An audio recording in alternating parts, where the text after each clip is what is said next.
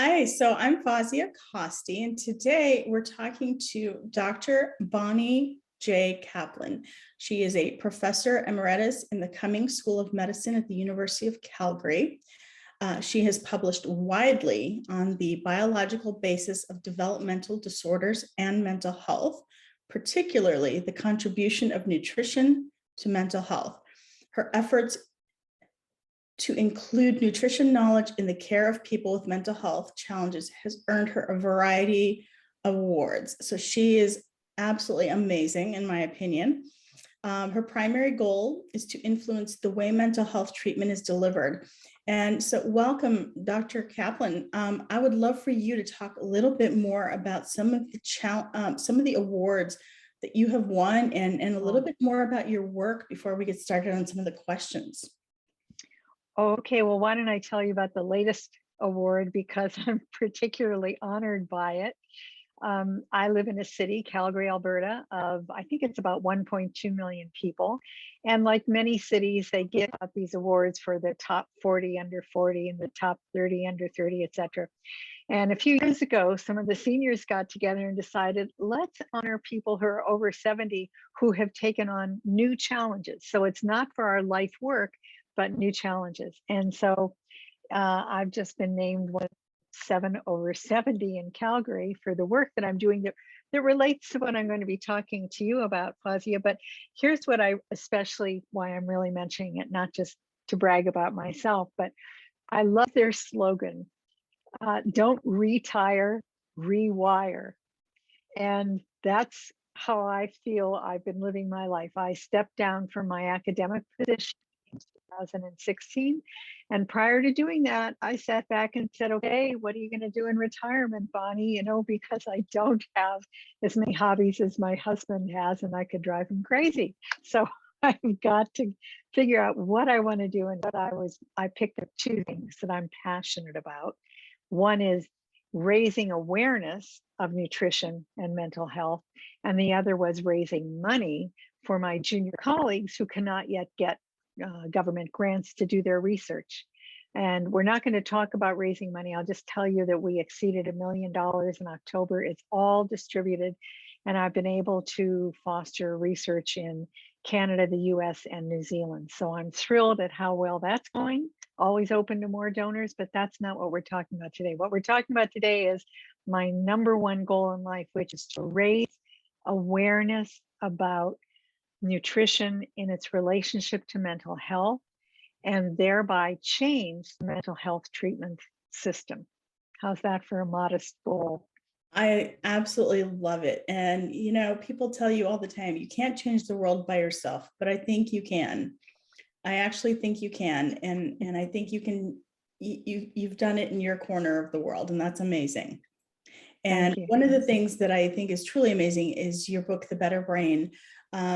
So let's talk a little bit about why did you decide to write The Better Brain? What made you do it now?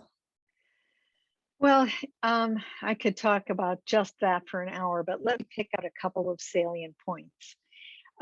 First of all, I have a co-author, Professor Julia Ruckledge, who's at the University of Canterbury in Christchurch, New Zealand.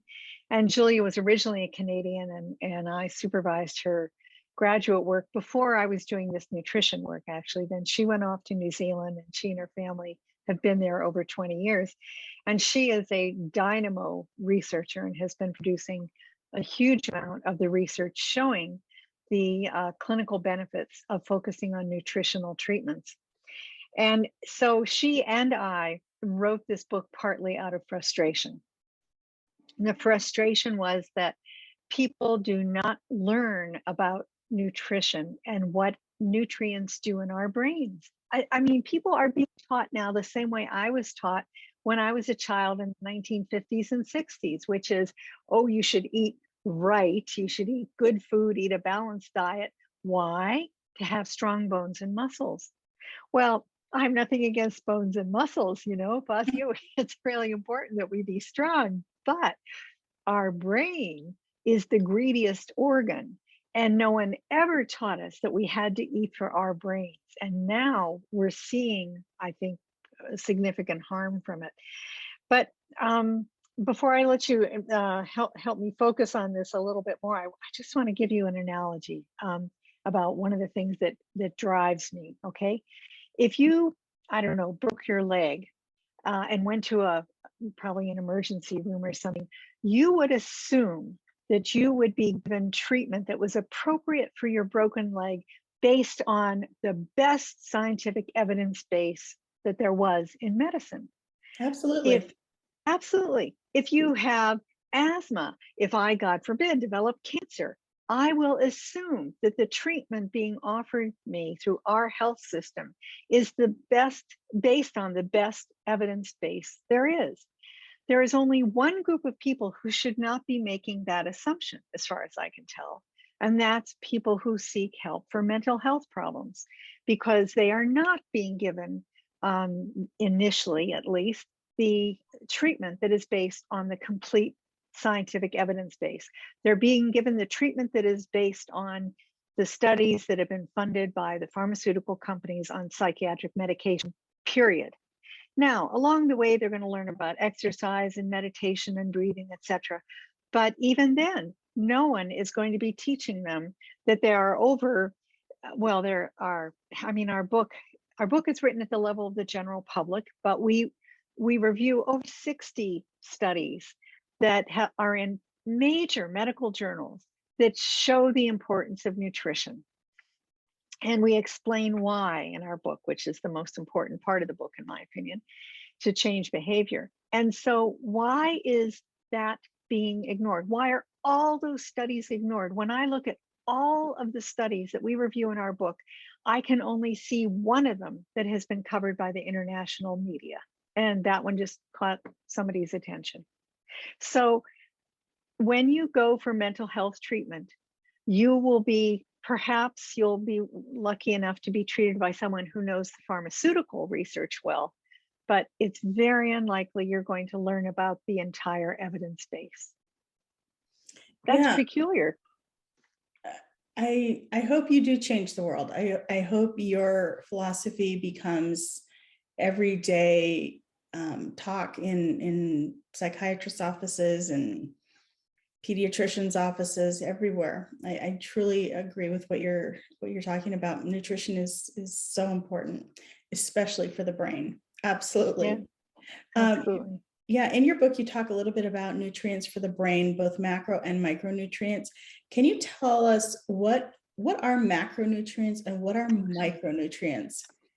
Sure. Macronutrients, you know, when you buy something with a nutrition label, it talks about carbs, it talks about it lists, sorry, it doesn't talk about it, it lists carbs, protein.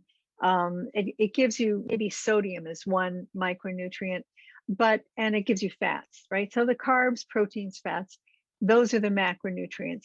And in our society, we are not particularly protein deficient in general. We certainly are not carbohydrate deficient, but our society is eating the wrong carbs. They're eating the refined carbs, which are so easily converted into sugars and stored as fat. And the fats, we have lots of fats, not a problem in our society, although they're usually the wrong kind. Very few people are getting enough omega-3 fatty acids, which are so critically important for cell walls in both the brain and the heart especially. So those are the macronutrients. But if you're buying your food in packages, you might have noticed that there are very few vitamins and minerals listed. Sodium is there because we all need to be aware of our sodium content because of hypertension, etc. And that I don't want to call them a lobby group. They're an important group of people who are trying to educate. Lobby sounds dismissive, right? But the education on sodium has been very, very good, and people, I think, are becoming more conscious of it.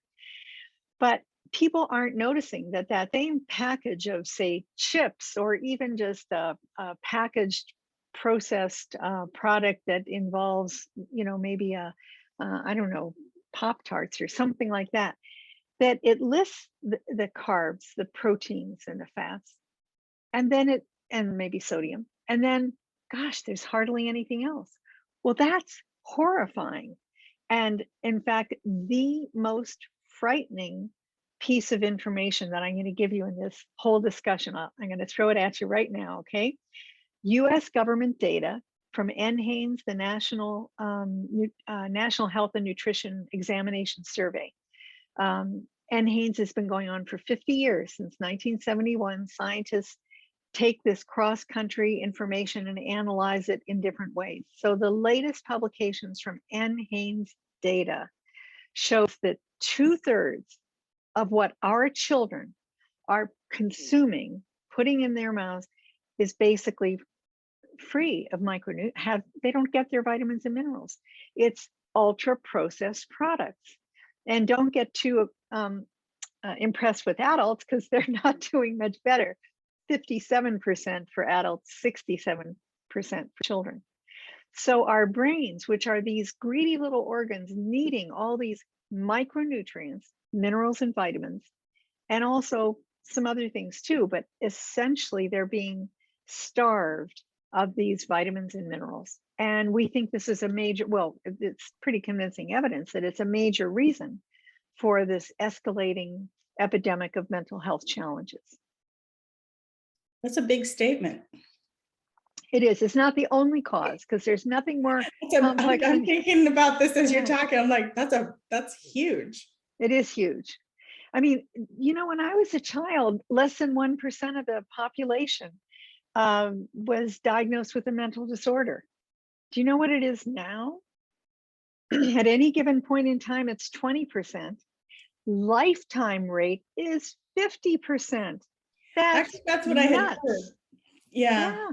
It's just crazy. But I never really like to repeat those statistics, because you never know, if they're real or not. It's just, yeah. That's from the World Health Organization. No, but even that, I'm sorry to knock them, but even that makes me question, is there data legitimate?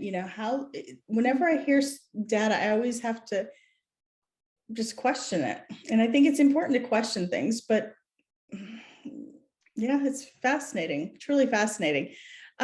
So tell me, what are some of the micronutrients that you recommend people have in their diet if they are wanting to improve their brain function? So the simple answer is all of them. We have evolved to need roughly 15 minerals and 15 vitamins, plus the essential fatty acids like the omega-3s, plus the building blocks of protein and so forth. What are they? What are the vitamins? Yeah, can you list some of the micronutrients so that people understand what we're talking about? Sure. I was going to grab a copy of my book where we list them, but okay. Oh, there's one right behind me. Yeah, that's okay. I'll test my memory, Flossie. Okay. All right, So for vitamins, there's a group of B, half a dozen or so. There's C, there's D. Everybody has heard of these vitamins. There's also E and K, etc. Okay, so they come to approximately 15. The reason why I always say approximately is there are some other nutrients which are often called vitamin-like. Choline comes to mind, and so it depends on if you count it as one of the vitamins or not. So you don't need to worry about a hard and fast rule, but it's approximately 15.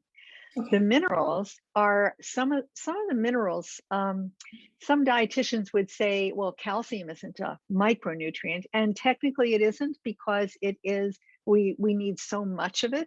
It's important for every single cell in our body for membrane stabilization, etc. But it is one of the minerals. So if you look at all the dietary minerals, there are about 15 there. So calcium, magnesium, manganese, iron, zinc, molybdenum, vanadium, boron, etc. Okay. Wow. So there are a lot of Memory is impressive. Must be your diet. I believe it's important at my age, I because there's agree. very good research that shows you can prevent dementia, slow it down, even possibly reverse it, according to one research group, with appropriate, adequate nutrition, which means all of the ingredients, all the vitamins and minerals and essential fatty acids. I love it. I think that's fabulous. Yeah, you're recommending the Mediterranean diet in your book. Why do you recommend that particular diet? And why do you recommend it maybe over keto? Right. That's a really important question. First, we usually say a Mediterranean style diet because nobody really knows anymore what a Mediterranean diet is. For a while, everybody kind of knew, and then people said, but wait a minute, the Mediterraneans also sit down and eat with their family. So that's part of the Mediterranean eating. So the point is that it's the term that Dr. Andrew Weil years ago said, just teach people to eat true food. And then Michael Pollan came along with his statement about eat real food. That's what the Mediterranean diet is, but it also emphasizes having fruits and vegetables every day, having nuts and seeds, lots of beans and legumes. That's where you save money, olive oil when possible. If you're not a vegetarian, then eat, healthy meat and dairy, etc. So, and no refined carbs. If you're going to be eating carbohydrates, which you probably should, you get a lot of good B vitamins and some minerals from good carbs, eat complex carbs. Now, why do we recommend that?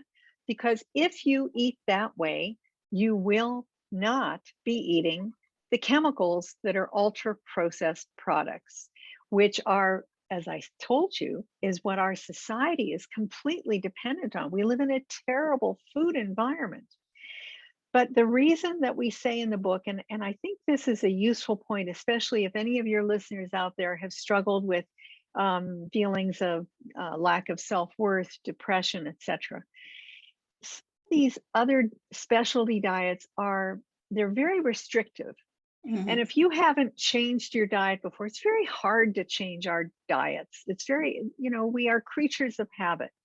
And if you try first with a very restrictive diet, chances are you will not succeed in following the rules very well, and you're going to feel terrible about yourself. And we don't want that to happen. So although I have enormous respect for people who go on, say, a gluten-free diet and feel better, most of them start out by getting rid of the ultra processed stuff and eating real food. So that's what we recommend as a first rule of thumb. Get rid of the packaged stuff and eat real food. And by the way, the decision to get rid of the packaged stuff happens when you're paying for it. If you don't buy it, you don't eat it. True. So yeah. So it's not just a matter of what you put in your mouth. Just stop buying stuff in the center of, you've heard the saying, you should shop around the outside of a grocery store. That's where you'll find the healthier stuff. And I think it's possible to still have fun things like potato chips. You just make them at home instead of buying them already made. Yes. So when my kids were little and they wanted potato chips, I didn't buy them, but I would make them because then I could control what they were made with. Yeah. And I could also control the amount they ate. That's right. Now, why didn't we think of that? We have a whole chapter of recipes, as well as some information before the recipes with guidelines for how to purge your pantry, etc. I don't think we have anything about homemade potato chips. We should have done that. Oh, really? Yeah. Yeah. No, I've been practicing this for many, many years. And I find that's why I just absolutely love what you do, because it's a game changer. I mean, if people realized how much processed food affects their brain, they would not be putting it in their bodies. May I build on that comment? Yes. It's a really important one. So I often get asked, actually it's introduced this way. People say, oh, there are so many nutrition books out there, Bonnie, why did you write another one? And there are a lot of reasons. We did it, as I told you, the frustration of people not knowing the scientific evidence that we have contributed to, people who have never done research trying to translate it for the public. But there's a more important reason, and that is this: how do we change human behavior? Most of the other books on nutrition relate to physical health, whereas very few are above the neck brain health. But even those that are out there on brain health, I often say what they do is they shake their finger and say, don't eat this, don't eat that. And I don't think that's what changes behavior. If it did, then that Haynes data I just quoted to you would not look so bad, because it's gotten worse every few years. They analyze this and it's getting worse and worse. People know how to eat, but they are not doing it. What we do in our book, and at a very simple level, we explain what the micronutrients do in your brain and why every single thing you put in your mouth, you're making a choice to feed your brain or not. And then we show you the research that proves that, you know, this matters in terms of mental health, ability to think clearly, etc. Executive function, a major theme of across our studies. Absolutely. So if somebody doesn't have the ability to buy everything fresh, Right. but they take a multivitamin, would you recommend such a thing? You skipped an important step in between. Oh, what did I say? Okay, if you can't buy it fresh, there are some minimally processed, very inexpensive ways to improve your diet. So before we get to the pills, let's talk about that, okay? Sure. So you can buy beans and legumes, lentils in, well, I don't know why you would buy lentils in a can because they cook in, 20 minutes or something. But but beans and legumes you can buy in cans. If you rinse them off, you get rid of any excess sodium, and they're very inexpensive. If, like me, you're retired and you can soak them the night before and let them cook on the stove, or if you have an Instapot or a pressure cooker, that's even cheaper. In addition, you shouldn't bypass the frozen food section. I occasionally buy frozen peas or corn or something, and I know that there is no sugar added, there are no preservatives added, and actually, sometimes that bag of frozen peas is more nutritious than buying peas in the produce section because they've been flash frozen at harvest. And if they've been handled properly, they're very healthy. So it's a really good way to improve your diet, save money, and also just diversify the things that you're experimenting with, because there are literally millions of recipes online to utilize those kinds of ingredients. Yeah, Okay? you are correct. There's so many recipes out there. Yeah.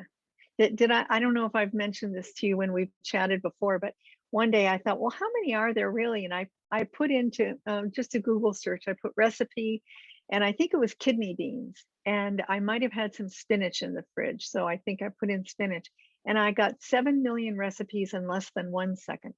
Wow. So that's the rest of my life, trying a few of those. As you order more spinach.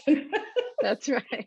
Yeah, well, actually, I love spinach. It's one of my favorites because it's so versatile. You can make it in a salad. You can put it as a side dish. You can make it a main dish. I mean, it's just so much you can do with it. It's amazing. Throw it in with anything. Yeah. And by the way, those green leafy greens, the darker ones, are very good for our brains because you get a lot of your B vitamins there.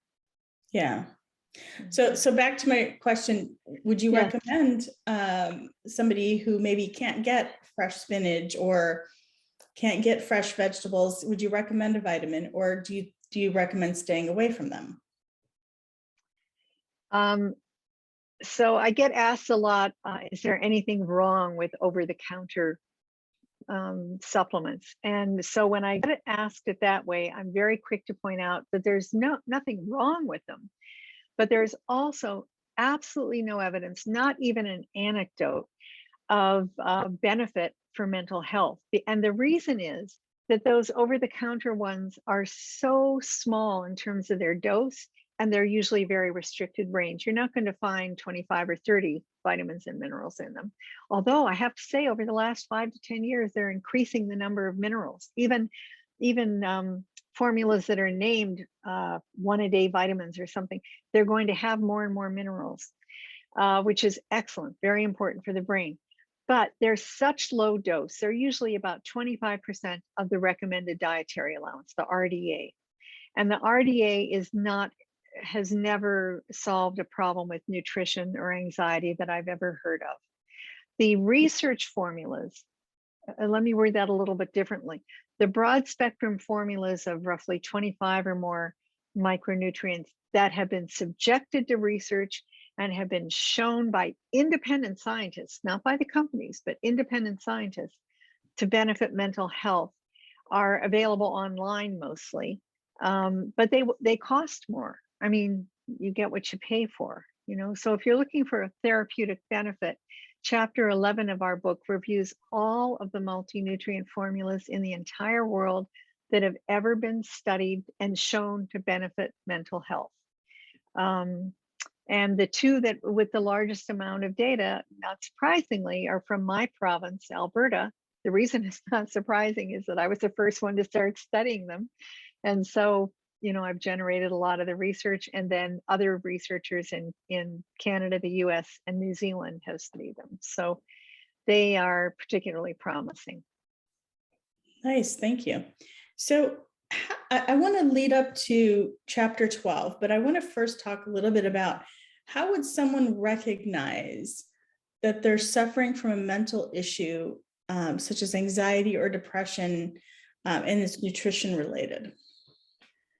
Well, that's a really tough question. And when I speak, I give a lot of lectures to clinicians, especially integrative psychiatrists and family doctors who are used to saying, well, what tests do I run?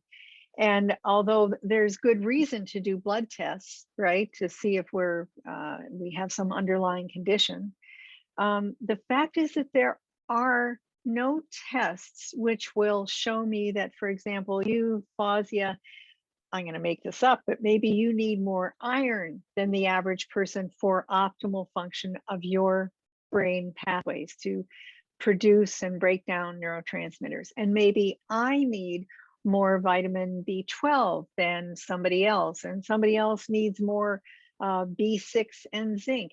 There are no tests of what is needed for optimal brain function. All that we can study is what's circulating in the peripheral blood. And so even if we could find out what's circulating in the brain, it still wouldn't say what you've inherited, what is your predisposition to need, okay? Right. And we know that those variations exist. So, I mean, what we've been doing in all of our clinical trials with these broad spectrum formulas of 25 to 30 micronutrients is looking at baseline levels of all kinds of different variables and asking, can we predict who will benefit? Because not everybody does, you know, I mean, this isn't magic. So can we predict, are there any predictors yet that will say this person really would benefit from additional micronutrients in one of these formulas? And so far the answer is no, we can't predict it. Baseline levels really do not predict it unless a person is so severely, well, in what the Western world, they're not usually that severely malnourished. But in general, the only way to know if you right now, and this must sound like I'm promoting these products, and your audience needs to know I'm not financially affiliated, never have been, with any company on earth. So I don't mean to sound this way, but if you think that you might benefit from additional micronutrients and you want to try one of these formulas, the only way to do it is to call them, talk to them about your other medications or whatever, figure out a dose and try it for, you know, maybe 3 months. I'm sorry, that's not real satisfactory yet. Scientifically, we really would like to have more information to make a prediction. But that is more information than maybe they would have otherwise. So that's very, I'm thankful for that. I can tell you, I know you're going on to the next question, but it just occurred to me because I mentioned executive function. I can tell you the symptoms, which under research conditions have been most easily treatable and where we see the biggest effect. And it doesn't matter if it's children or adults or what they're selected for, what diagnosis they have, but it really relates to self-regulation, mood regulation, ability to control one's mood, and that includes irritability and explosive rage and things like that. Meltdowns in children. This theme of self-regulation, which is a part of executive function, is absolutely consistent across many, many studies. So that's why I'm delighted to be in your particular summit. I love it. Thank you so much. Let's talk a little bit about chapter 12.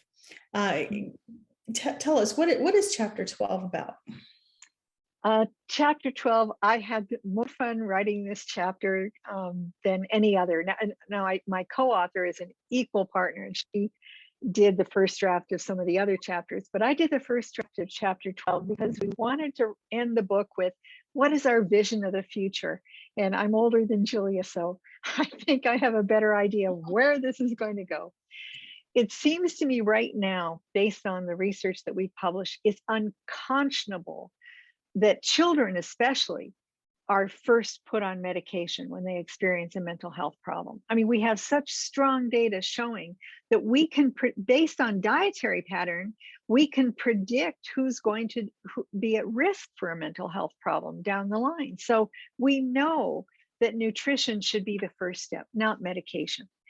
And so our vision for the future, and that's just one piece of the scientific data. But anyway, you don't have time for me to go over it all now. So you have to read the book, folks. And by the way, it's like $1.99 on the Kindle right now, and the paperback is inexpensive. So hope you look at the well worth it. I said definitely. Well, right. Yeah. Yeah. So look for the Purple Cauliflower book. So anyway, the logical sequence to me for anyone is if they experience a mental health challenge, they should learn about what nutrients do in the brain. That's chapter 2 of the book. They should learn how to improve their diet, because you can't just say, get rid of the junk and eat better. I mean, that doesn't help. People need to be educated, but research has shown that they can be, even if they're very depressed. So there are clues about how we can transition them to a better diet.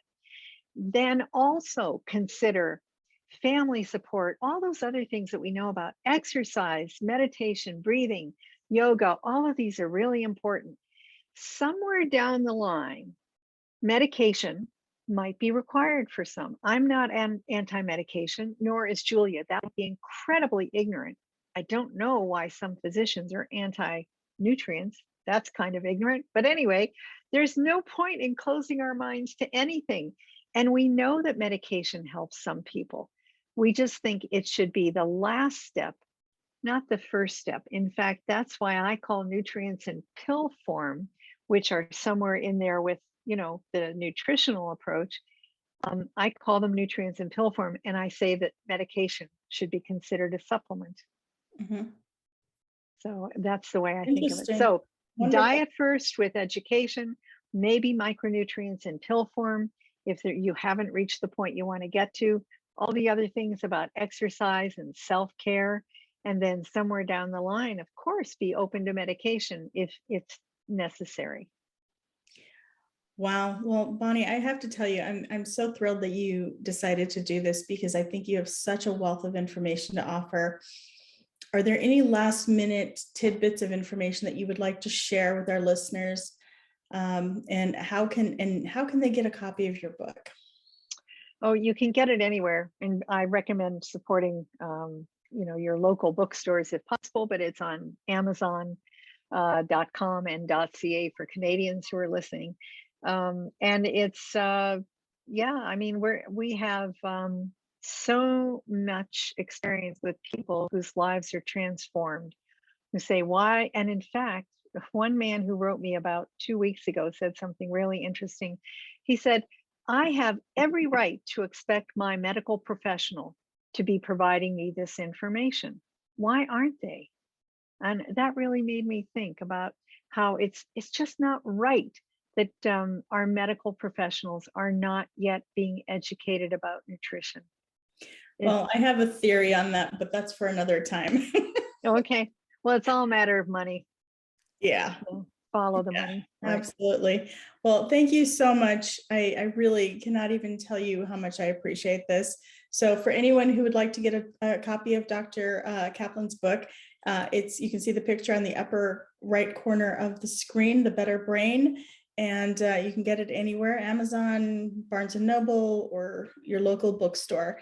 So we just want to thank you for listening. And if you have any questions, you can direct them to me.